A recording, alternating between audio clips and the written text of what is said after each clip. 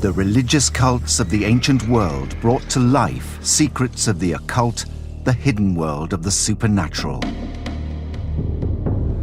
Researchers are now discovering that these cults and secret societies were founded upon a wealth of technology.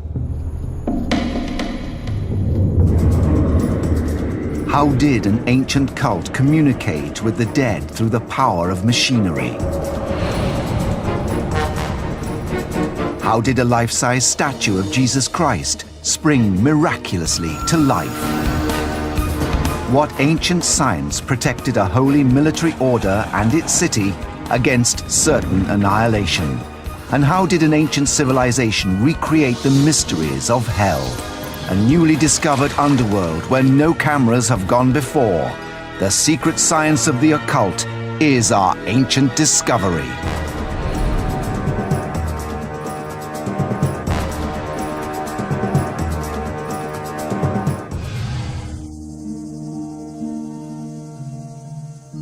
The study of the occult is where science meets magic. New discoveries beneath these ancient temples reveal that their people combine technology with religion, creating an occult underworld beneath the Earth's surface. We begin in Mexico with the Mayan civilization. It's easy to think that the occult is just myths and fiction, but when you start to apply archaeology and science, you can really get to the truth and the nuggets of real fact that underlie all of them. In 600 AD, when the once great cities of Europe were in decline, the city of Chichen Itza was in its ascendancy. Temples were aligned with the solar system using an advanced understanding of geometry and astronomy. The people of Chichen Itza reached for the stars, the abode of the sun god and countless other deities. But living in the darkness underground were the other gods, the gods of death. We're very fortunate in that the Mayans decorated all of their temples with glyphs and inscriptions and carvings, which has given us an incredible insight into their life and culture. Even more so is a mysterious 16th century document known as the Popol Vuh. The Popol Vuh is a sacred text transcribed in the 16th century from ancient hieroglyphs. It describes a mythical civilization, an occult underworld known as Xibalba. Xibalba is the Mayan underworld, the place where all the souls want to get to be able to enjoy the afterlife. But the thing about Xibalba is it's not easy to get there. It's a real challenge. You've got to go through many ordeals for your soul to be able to enjoy the benefits of the afterlife. Although Xibalba lives on in myth, could it also be a real place, hidden somewhere deep in the earth beneath us? In ancient Mayan culture, Xibalba is linked to what are called cenote, naturally occurring sinkholes which are filled with rainwater over thousands of years. This cenote is the source of water for the whole city of Chichen Itza. Without this, the city could not survive. It was so important that they built a sacrificial way, a sakbe, all the way through here, through the jungle, to the cenote. Human sacrifices have been discovered in the cenote, including the remains of young children and women.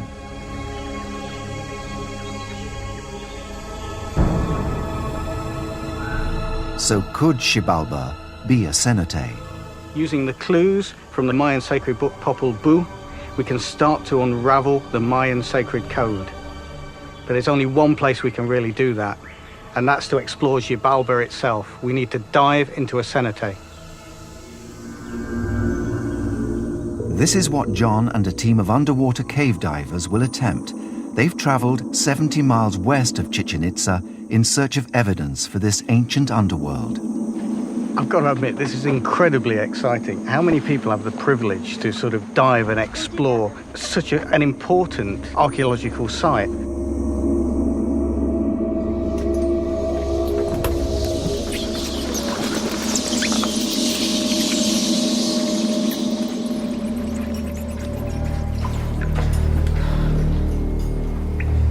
As they probe into the darkness, the team is stunned to find a level of architectural detail rarely seen beneath the Earth's surface. They have uncovered a sakbe, the ritual roadway that connects the temples and ceremonial centers. When we see a road like this, that's a ritual purpose, and maybe they made pilgrimages here. The roadway runs for about 300 feet and is built from locally quarried limestone cut to shape using stone tools. Its layout suggests that it leads to a place of worship where votive offerings were made to the rain god, Chark. This sack bay, this evidence of construction underground, is absolutely, totally unique. To spend the time to actually cut blocks, bring materials down here and lay them down means this was amazingly important for them. This new discovery deep beneath the earth suggests that the Mayans believed this place to be as sacred as the temples that soared to the heavens.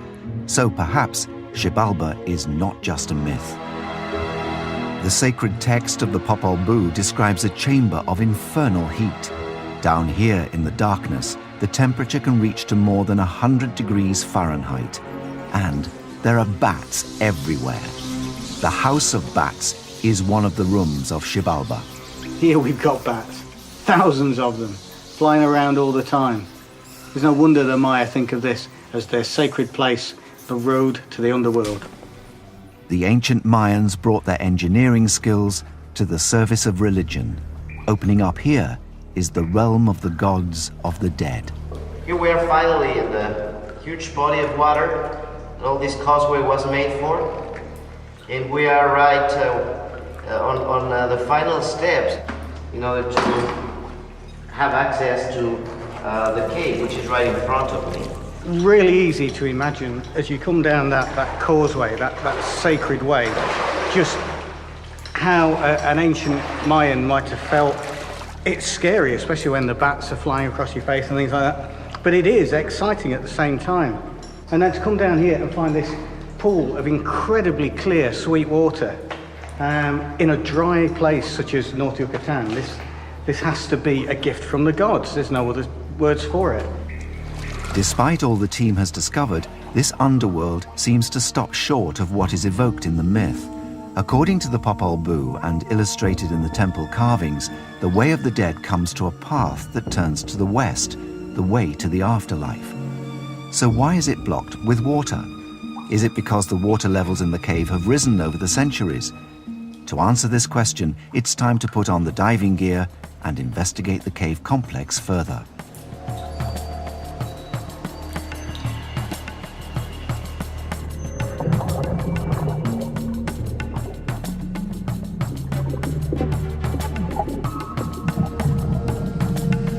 The divers discover that this is not the end of the cave system. In fact, it stretches further and further into the darkness.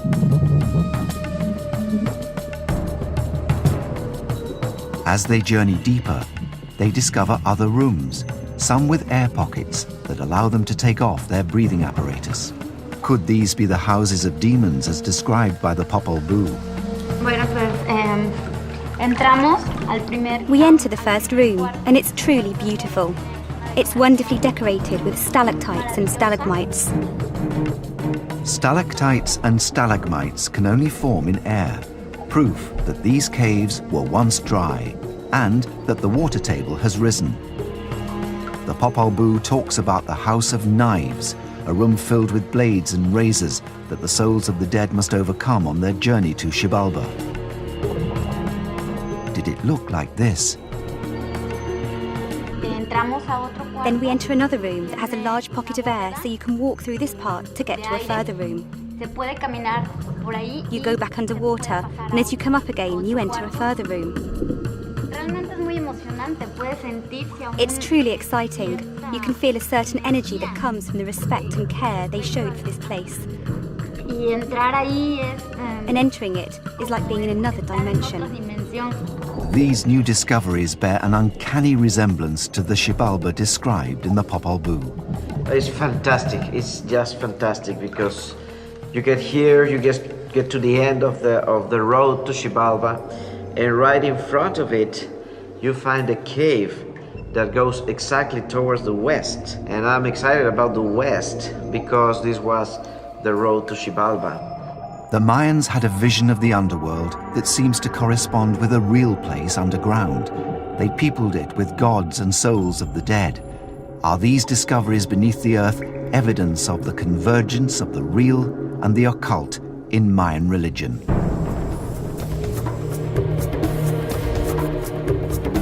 Our next discovery involves the use of technology in the churches of the Middle Ages and how a life-size statue of Jesus came to life, inspiring awe and veneration in the 16th century.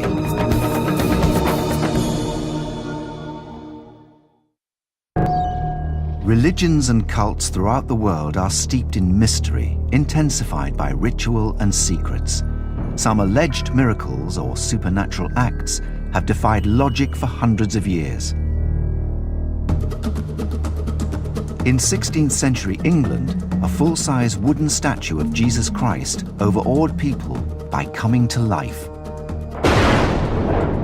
It was able to frown, it was able to smile, to move arms and legs, and the whole thing must have seemed like pure magic to the congregation who were there. The statue was known as the Holy Cross of Grace, or the Rood of Grace. It belonged to the monks of the Abbey of Boxley in the Diocese of Canterbury. Word of its legend spread, and pilgrims throughout Europe travelled to the small Kent village to witness its miraculous powers of movement. Now remember, we're talking about a congregation who were illiterate. All they had to believe in was what the church told them to believe in. The image of a moving Christ must have been the most incredible, awesome experience. The cross was situated on a screen called a rood in the middle of the church, the focus of worship. Behind the screen was the sanctuary, a place of mystery, where the daily miracle of the transformation of bread and wine into Christ's body and blood took place. Christ on the cross is the main focus of attention, and it allowed the medieval viewer to contemplate his suffering. Christ's death and resurrection is at the heart of Christian belief, and his agony on the cross is a powerful image. In the Middle Ages, such statues were made as lifelike as possible. At Boxley, the statue went one step further. From lifelike, it came to life, opening its eyes and moving its lips. Behind me on the wall, we have painted images of heaven and hell. These were real places to a Tudor congregation. And the moving Christ made this real. If Christ smiles, you are safe. You will find salvation. You will find your way to that heaven. If Christ frowns, then hell beckons. What caused a lifeless wooden statue to move and speak was a higher power at work, one that could breathe life into an inanimate object. Or was there a more human agency at work, one which sought to exploit the innocence of the faithful? To answer these questions, we have to go back to the eyewitness accounts of the time, when the secret of the Rood of Grace was first unmasked. 16th century England was a time of immense religious upheaval, a time when men and women were prepared to kill and die for their beliefs. Henry VIII broke away from the Church of Rome when it became apparent the Pope would not grant him a divorce from his wife, Catherine of Aragon, shattering the unity of Western Christianity forever. Henry VIII breaking with the Church of Rome is a big step because, and he knows it, he is the first king actually to turn against the Pope. So what he's doing is big, bold, charismatic, and all the stuff that Henry wants to be. Henry ordered the systematic destruction of England's monasteries, confiscating their immense wealth in the process. To support his actions, he gathered evidence of the clergy's financial, sexual, and religious misdemeanors. In 1538, one of his agents handed him a propaganda coup, a discovery that implicated the monks of Boxley in a fraud behind their famous miracle. A man called Geoffrey Chambers talking about the Rood of Grace at Boxley Abbey. On defacing the late monastery of Boxley and plucking down the images found in the Rood of Grace, which has been had in great veneration, certain engines and old wire, with old rotten sticks in the back of the same, which caused the eyes to move and stir in their head thereon. The discovery of wires exposed it as a temple machine, engineered by an unknown English carpenter and operated by a hidden monk. Exactly how the monks manipulated the mechanism is not clear, since the physical evidence has long since disappeared.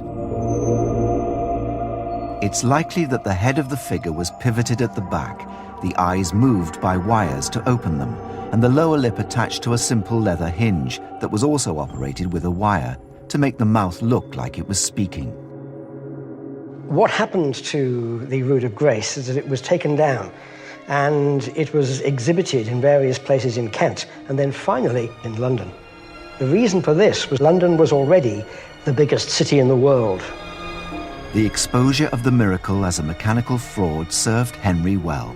The whole deal with the Rood of Boxley, the Rood of Grace, is that it's one of the showpieces of Henry VIII's Reformation. It's paraded around London, it's shown off the royal court, and finally it's ceremonially burned. And it's used as their biggest single exhibit to prove that the old church was full of trickery and fraud.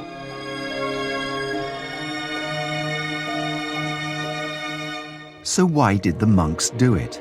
Was it a technological extension of the wall paintings and statues that encouraged the faithful in their devotions, or was it a cynical money-making ploy to bring in gullible pilgrims?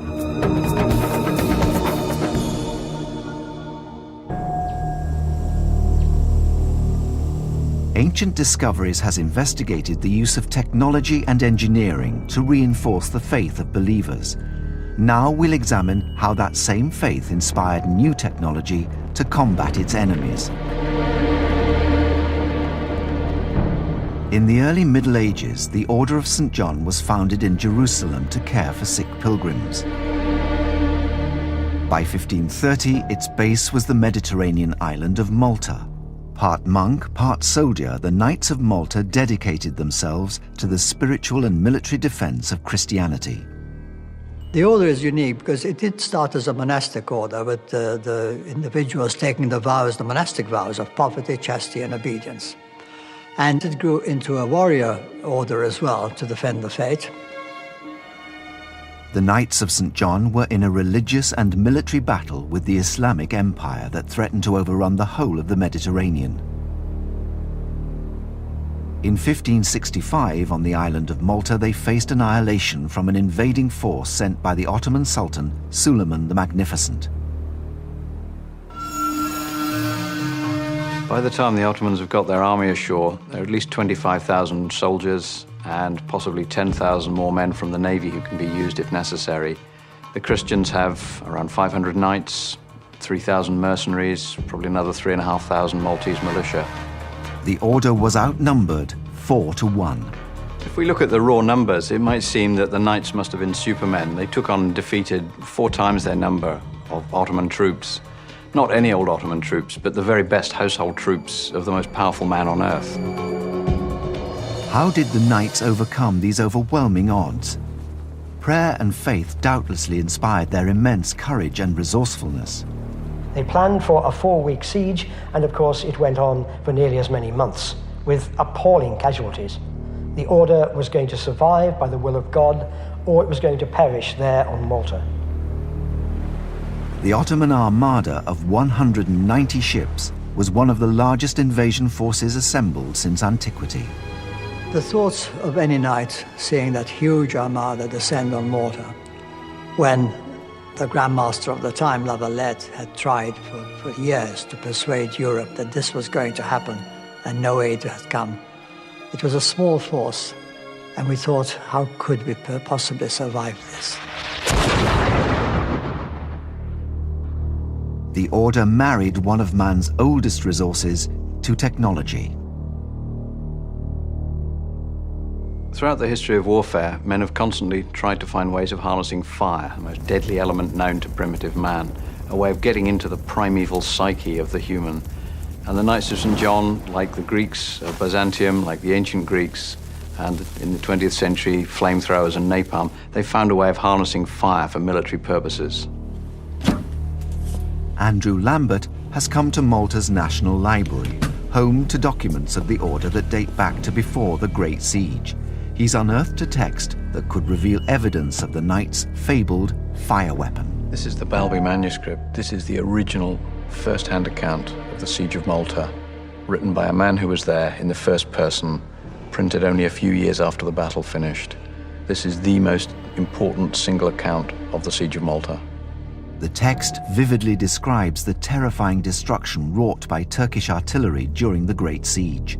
One of the things Balbi does is, here at page 39, he describes how when the Turks commenced their bombardment during the night of St. Elmo, the fireworks being thrown up by both sides were so luminous that they turned night into day. Buried in the account is a description of a devastating weapon deployed by the knights. It was called a trump, an old name for a trumpet, a flamethrower that discharged a sheet of fire upon the attackers as they swarmed up the walls. It sometimes incorporated a device which fired a number of bullets. Balbi tells us how the trumps work, and he gives us a great opportunity to try and replicate those results. Do these things do on test what Balbi tells us they do at Fort St. Elmo?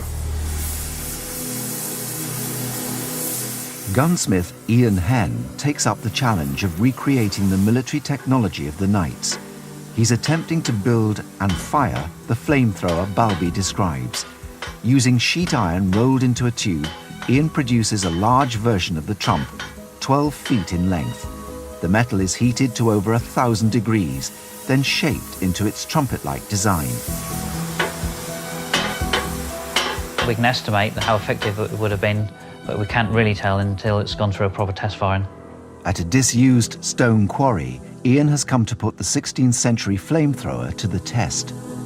We'll be using modern blasting gunpowder, very similar to the powder they would have used in the Siege of Malta. They had what was known as corn powder, which had been in existence for about 150 years by then, and it's very similar to modern black powder. Ian's first test will examine its capability as a flamethrower. The gunpowder charge is loaded into the muzzle and then ignited with a burning fuse.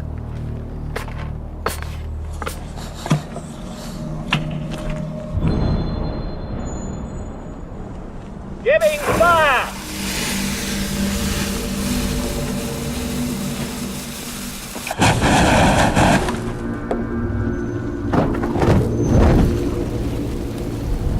The first test demonstrates that at short range, the trump could be lethal. What we've just seen is a highly efficient early modern flamethrower. Remember, the enemy are wearing long flowing silk robes. They're going to burn just like this. It's a highly effective way of stopping an attack. The last thing these guys are going to be thinking about is carrying on and breaking through into the defenses. They're going to want to put these clothes out. They're going to want to stop burning. What made the trump an even more effective weapon was its reported ability to attack the enemy twice, first with the flame and then after with projectiles. A second charge of gunpowder was placed at the back of the iron chamber and loaded with projectiles. Ian sets up the trump to replicate this. First, the team will fire the flame from the front of the muzzle.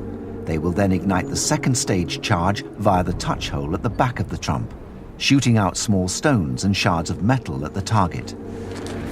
Giving fire! Have a care!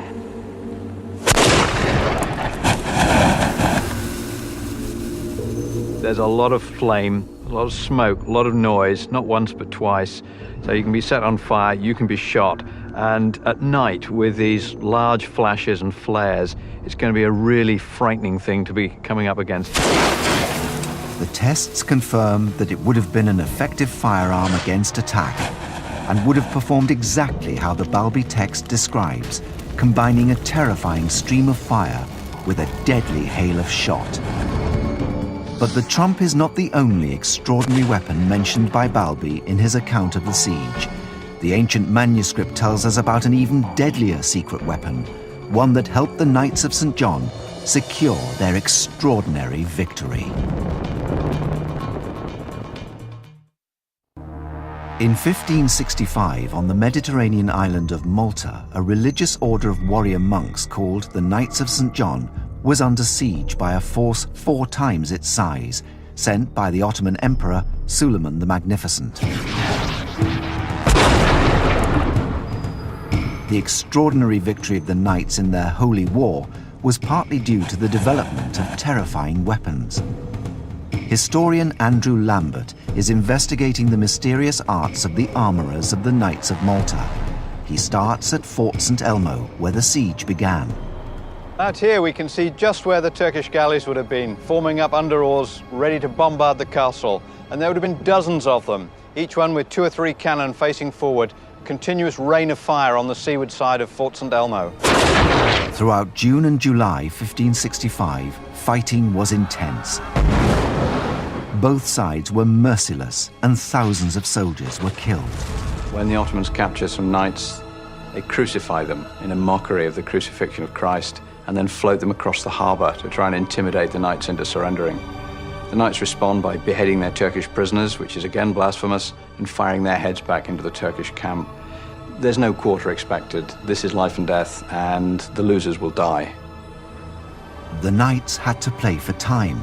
If they could hold out until the winter, the Turks would have to return home. Until then, they needed every possible device and stratagem to keep the Turks at bay. One of the devices described in the ancient texts is known as the fire hoop. For the defenders of St Elmo, this was the crisis. Under constant artillery bombardment, the men standing at the parapet would have been cowering below under heavy artillery fire, constantly being sniped at with muskets. They'd have brought the hoops blazing, 1 man on each side, with long iron tongs. And the trick was to flick them over the top and get them rolling down onto the Turkish infantry as they stormed up the assault bridge. They're often referred to as firework hoops, and they were in fact smeared in linseed oil with wool and gunpowder. And the idea was that these were like gigantic Catherine wheels spinning through the air. Because of what is on those hoops, we have a sticky burning mass. It is almost impossible to put out. How would this unlikely weapon work in practice? What was so innovative about the hoop? Could it really give defenders a decisive advantage against a mass assault of determined warriors with their siege ladders and engines? These are questions ancient technology expert Richard Windley is attempting to answer using the same materials described in the Balbi manuscript. So basically we've got a large hoop, we bind it with wool and cotton, and these would then be soaked in flammable oils. And then over the top of that we start to bind material, something like coarse hessian or any old material which is going spare will do the trick. This is then bound round very tightly and held on with wire, and then it was dipped in molten pitch. They also use flammable compounds. The flammable compound Richard is using consists of natural oils and waxes, animal fat and gunpowder, ingredients available to the knights during the siege. This was a highly secret formula in the Middle Ages and was applied to the iron hoops usually used to make barrels. Because I don't know what's going to happen, I'm going to pop the goggles on just for safety and light it, and we'll see what happens.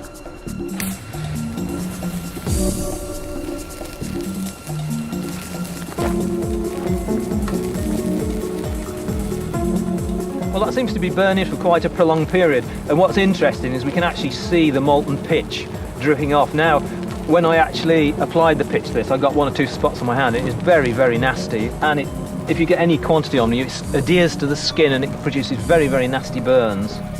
After successfully testing the flammable material, Richard will try out the hoops. At the bottom of the cliff face, a set of targets has been set up to represent the Turkish troops in their flowing robes. Thousands of Turks would have attacked the knights' positions at once. Richard's task will be to set fire to them using the hoops.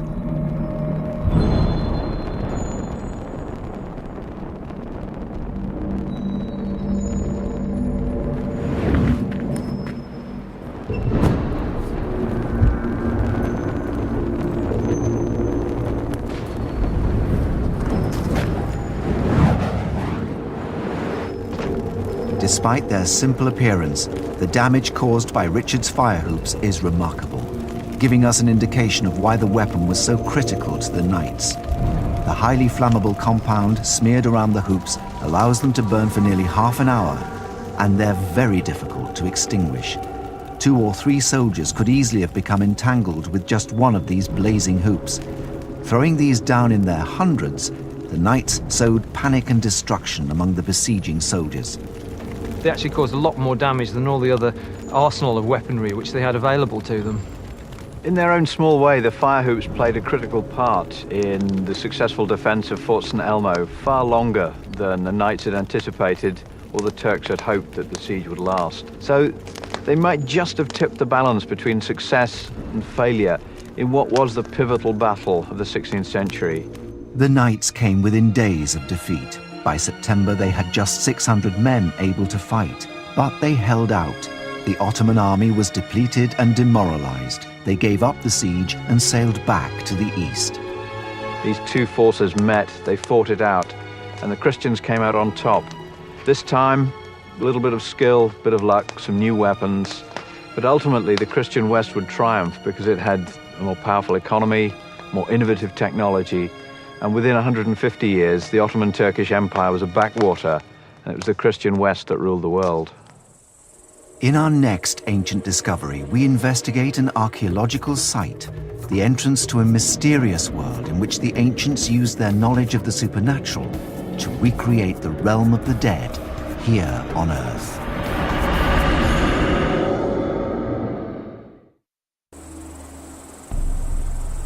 In 1953, archaeologists uncovered a strange site in the north of Greece that had remained hidden for over 1,000 years.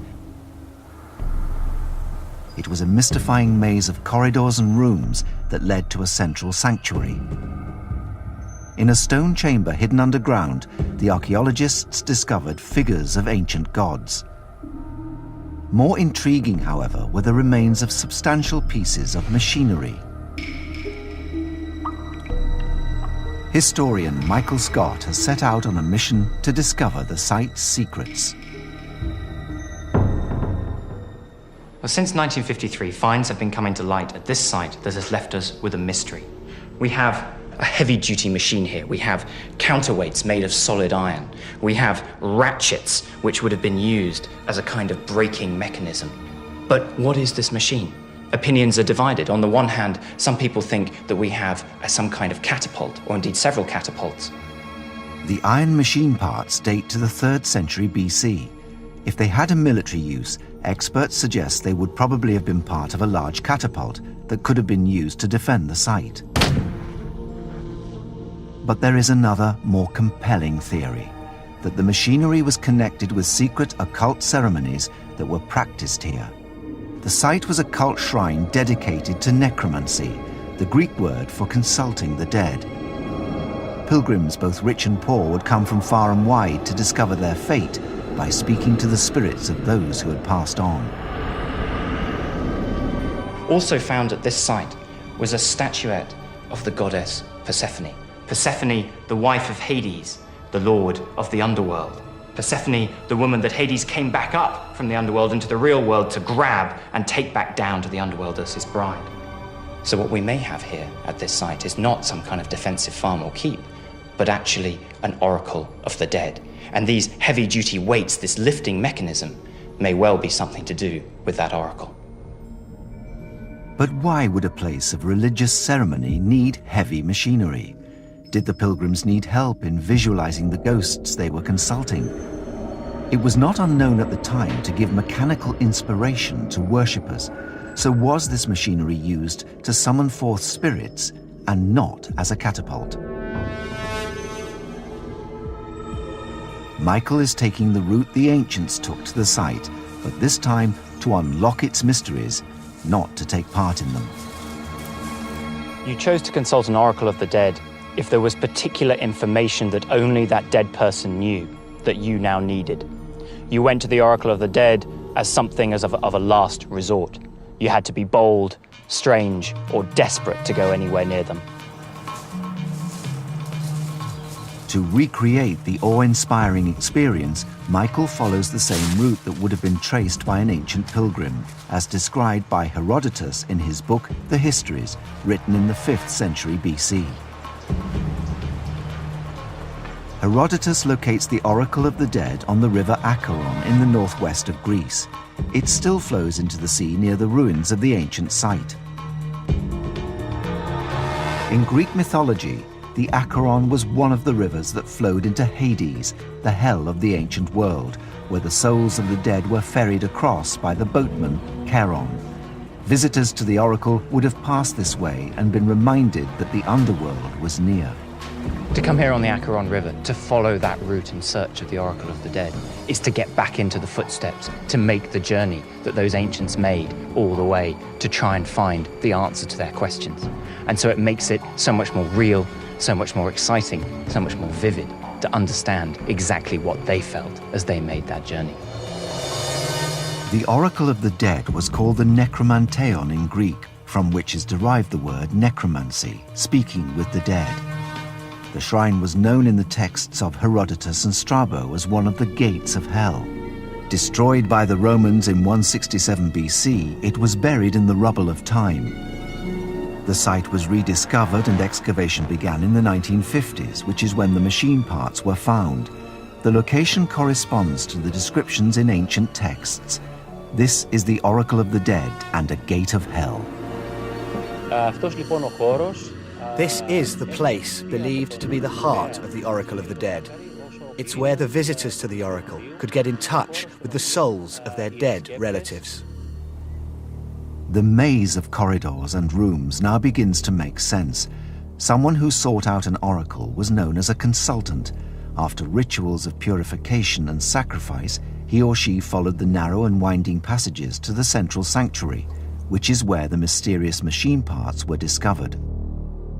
After the long stages of preparation, and perhaps up to 29 days of fasting, the consultant came here, the final turn before entering the room of the Oracle of the Dead. Here, he may well have been fed with hallucinogenic beans and herbs that were meant to give him an intensely heightened sense of the ghost that he was about to experience. And so he took that final turn and went into the room.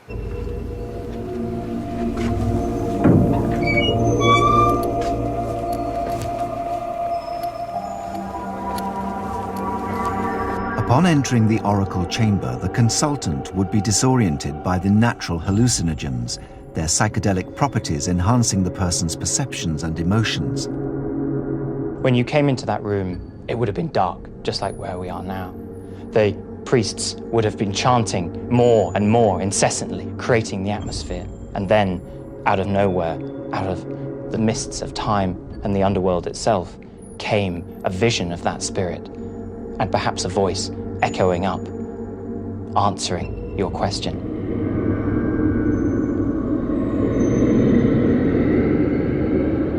How this happened was veiled in secrecy, secrets that researchers hope to discover. They're investigating the theory that the mechanical parts found at the site belonged to a machine that lowered the ghostly apparition as described by Herodotus in his account of the Oracle of the Dead. If these apparitions of ghosts did appear, then it's most likely that they came down from above, a first floor from which they were lowered on some kind of crane mechanism. But to get any further, to know for sure, we need to test it out. Were these apparitions human? Ancient technology expert Richard Windley is investigating the theory. Using the iron components recovered from the site as his template, he's reconstructing a mechanical lifting device that could have been mounted in a room above the central sanctuary. There are one or two rather mysterious objects which are sort of cog-like. Now, my feeling is they're probably not cogs. They look more like some sort of ratchet device. And this would be consistent with a kind of simple winch technology. Michael has joined Richard at the Ancient Discoveries testing facility, where they'll try to work out how the ancient priests created their spirit from the underworld. To lower the priest, Richard has constructed a winch-based crane that lowers a piece of rope using a hand crank, similar in principle to a winch on a tow truck.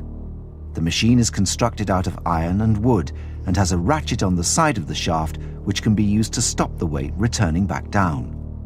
With a big long handle, you can actually apply more leverage to a relatively small shaft, and around this shaft we wind the rope, so that for every sort of major turn of the handle, the rope is only moving a few inches. We call this mechanical advantage. The handle may move actually through several feet, whereas the rope's only moving through several inches.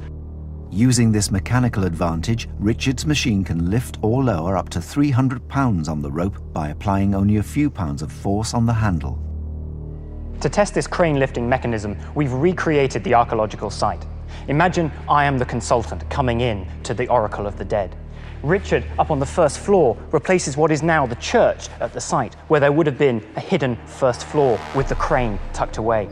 And below that, we have our stuntman, John, who's going to play the part of the priest who would have been let down into the consultant room to pretend to be the spirit of the dead come to answer the question. Such a machine was common in the theatres of the ancient world, to lower gods from heaven onto the stage. Here, it's used to summon a spirit from hell. In their disoriented, drugged state, in the smoke and noise and flickering light of the sanctuary, consultants would believe they had seen a spirit from the underworld. As the consultant came into the chamber and saw through the mists the priest pretending to be that spirit of the dead the consultant had come so far to talk to, the consultant may well have finally got his answers to the questions he had sought. The consultation finished with the pronouncement of the oracle. The consultant was sworn to secrecy about what he had witnessed, or rather believed he had witnessed. He was then ushered out of a side door, firmly believing in his encounter with the dead. There wasn't a question of whether they believed or not believed. There was no alternative to the fact that the gods controlled the world and that the dead lived in the underworld. That was the way things were. And so when they came here, when they saw, or at least thought they saw, the spirits of the dead rising once again, it's almost certain that they would have believed what they were seeing, because they had no reason to question it. Archaeological discoveries in Greece and at the Ancient Discoveries Testing Facility have revealed the technology behind the supernatural. We now know that the spirits were summoned not by magic, but by machinery. Religions, cults, and secret societies have strived to bring the supernatural down into our world, to make the occult real. But they've also called on technology to inspire and sometimes manipulate their followers. Ancient Discoveries has revealed the yearning of the ancients to explore the supernatural and their willingness to marry the science of this world to the science of the occult.